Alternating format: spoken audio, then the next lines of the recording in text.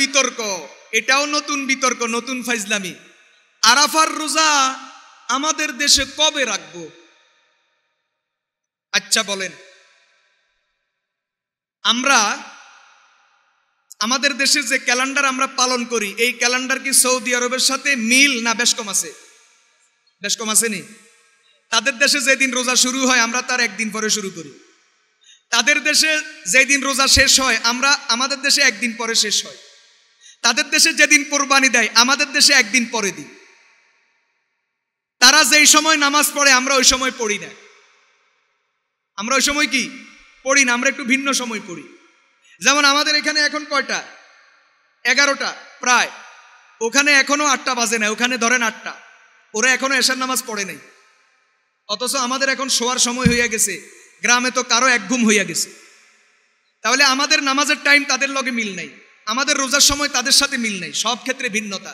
তাহলে বোঝা গেল 9 তারিখের রোজা, 9 জিলহজের রোজা মানে আরাফার দিনের রোজা, এটাও কি হবে? ভিন্নতা হবে। কারণ যেই দিন তাদের দেশে 9 তারিখ মানে আরাফার দিন, ওই দিন আমাদের দেশে 8 তারিখ, আর আমাদের দেশে 9 তারিখ হবে পরের দিন।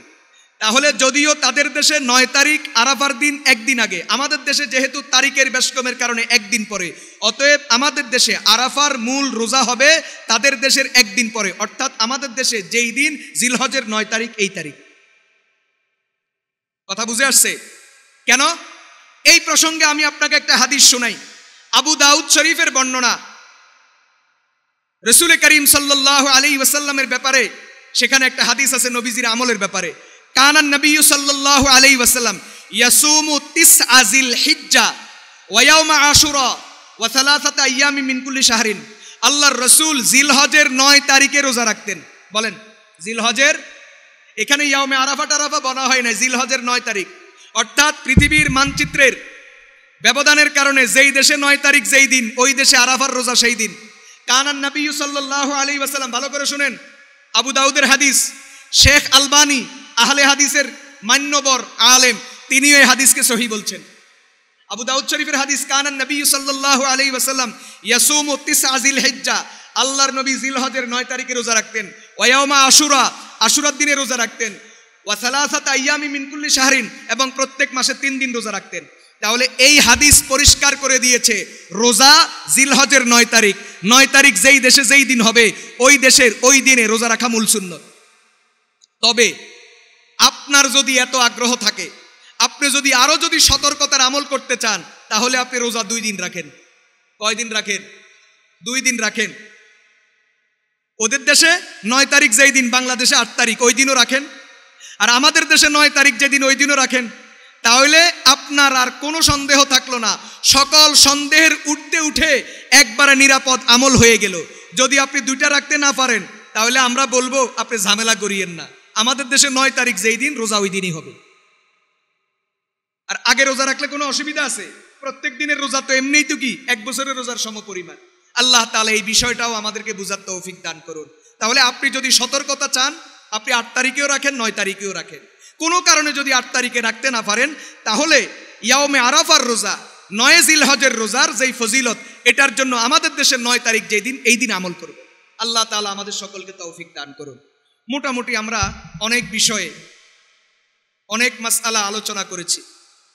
আরো যদি কোনো মাসআলা বাকি থাকে সেটা উলামায়ে কেরাম থেকে জেনে নেবেন। শেষ একটা কথা বলি, চামড়া কি করবেন? 1 নাম্বার বলি, চামড়া আপনি খান, একবারে নিরাপদ, কোনো ভেজাল নাই। আপনি গোশত খান তো, হাড্ডি খান তো, খান না মানে শোষেন তো হাড্ডি, তো চামড়াও খান, কোনো অসুবিধা নেই, চামড়া খাওয়া জায়েজ আছে। বলে হুজুর চামড়া তো খাইতে পারি না, চামড়া খাইতে যা ভেজাল, তো বালা, তাহলে দান করি দেন। কি করি দেন? চামড়া যখন খাইবেন না, তাহলে কি করবেন? দান করবেন। দান কাকে করবেন?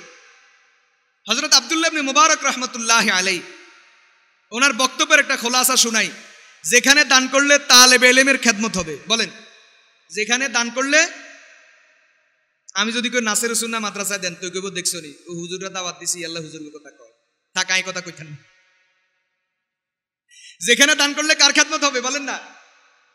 ওই জায়গাতে দান করেন, সওয়াব বেশি হবে। দানে দান, আর কি ইলমে দ্বীনের প্রচার প্রসারের কাজে ব্যয় হবে, দ্বিগুণ সওয়াব পাবেন, সদকায়ে জারিয়া সওয়াব পাবেন।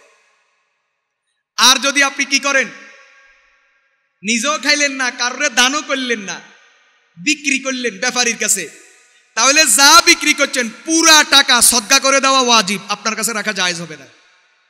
কথা বুঝতেছেন? এই ক্ষেত্রে দিবেন কাকে? যারা জাকাত খাওয়ার উপযুক্ত। এখন গ্রামে জাকাত খাওয়ার উপযুক্ত কারা? আপনার দুইটা ঘটনা শুনুন। আমি লাগাতার 3 বছর এক লোকের জাকাতের টাকা দিছি, আমি নিজে। কথা বুঝতে পারছেন? আমার জাকাতের টাকা এক লোকের কয় বছর দিছি? 3 বছর দেওয়ার পরে এখন হেতার একটা ঝামেলা বাজছে, আর মাশাআল্লাহ ঝামেলা সালিশদার আমারে বানাইছে। তো সালিশ করতাম যাইজন হেতার গোড়া তার দিছি, দেখি যে মাশাআল্লাহ হেতে 2-4 লাখ টাকা লাড়া ছাড়া করে। এখন আমি কি হেতার সালিশ করতাম, হয়তো আল্লাহর কাছে কান ধরতে ধরতে মাফ চাইতে চাইতে শেষ। এই বেটারে যে আমি 3 বছর জাকাত দিছেন, জাকাতে তো আদায় হলো। মাসালা বুঝছেন? মানদারি বাজারের এক ভিক্ষুকের কথা কই, হেতে ভিক্ষা করে বাজারে। বাজারের নাম কইলাম না, আরেক বাজারে হেতার দোয়ান বিড়ে আছে 2টা। এই বেটারও তো মানুষে দান করাতে পারে দিবেন। এই দেশে সুরতে গরিব মেলা, সব সুরুতালি, সব কি হাইরে গরিব, সব সুরুতালি, কিন্তু বৃত্তি 2-4 লাখ টাকা সুদে লেনদেন করে, আসেনি? এই জন্য এরকম মানুষকে দেওয়া নিরাপদ নয়। এই ক্ষেত্রে সবচেয়ে নিরাপদ জায়গা হলো লিল্লা বোর্ডিং, গোরাবাপান যেখানে আছে, সম্পূর্ণ নিরাপদ। শুধু নিরাপদ নয়, নিরাপদের উপরে নিরাপদ। আল্লাহ তাআলা বুঝার তৌফিক দান করুন। আরেকটা কথা বলি, আমনে জবাই নিজে করিয়েন। কোরবানির জন্তু নিজে জবাই করা কি সুন্নাত। তবে জবাই করতে হলে কি লাগবে বলেন? 1 নম্বর সাহস লাগবে, 2 নম্বর গায়ে শক্তি লাগবে। শরীরে দড়ি দিতে শক্তি নেই, আর কাঁপে, অথবা শক্তি আছে কিন্তু সাহস এই পরিমাণ, গরু হুঁত করছে আর হাতে ছুরি থুই। আল্লাহ হারাইছে, ছুরি থুই গেছে, ছুরি যদি হাতে করে দৌড় মারতো 2-4 জনের হাতে হতে খুন করি গেল, আসেনি? তাহলে 1 নম্বর কি দরকার? সাহস, 2 নম্বর শক্তি, 3 নম্বর ইমানদার হইতে হবে, 4 নম্বর আল্লাহর নামে জবাই করতে হবে। যদি আপনি এটা জানেন, আপনি জবাই করে দেন, আলহামদুলিল্লাহ, কোনো বেজাল নাই। এখন আপনি পারেন না, সাতচরিকে কোরবানি দেন, কেউ পারে না, তাইলেন কোরবানি কারে দি করাইবেন? সোজা কথা, ইমাম সাহেব, মাদ্রাসার হুজুর। চামড়া দিবেন না দিবেন এটা আলাদা ব্যাপার, কিন্তু যে হুজুরে দি জবাই করাইছেন উনারে এটার হাদিয়া, উপযুক্ত হাদিয়া দিয়ে দিবেন, না হলে কোরবানিতে ঝামেলা হবে। কথা বুঝে আইছেনি? বলে মাথা চামড়া দিয়ে তো ভাই, এটা আলাদা কাজ। চামড়া দেন মাদ্রাসাতে, হুজুরেরটা মারলেন কা? এটা হুজুরের হক, হুজুর পাওনা হইয়া গেছে। মাসালা বুঝতেছেন নি? হুজুররা মাদ্রাসার খাতিরে শর্মে খোঁজে না, আর খোঁজানোর দরকার নামনে দিয়ে দিবেন। এই হুজুরের এত সুন্দর জামা কাজে নষ্ট করলো কি? আপনার কাছে কি লাগে? আপনার শার্ট আর গেঞ্জি একা 2টা কটিয়া লাগে।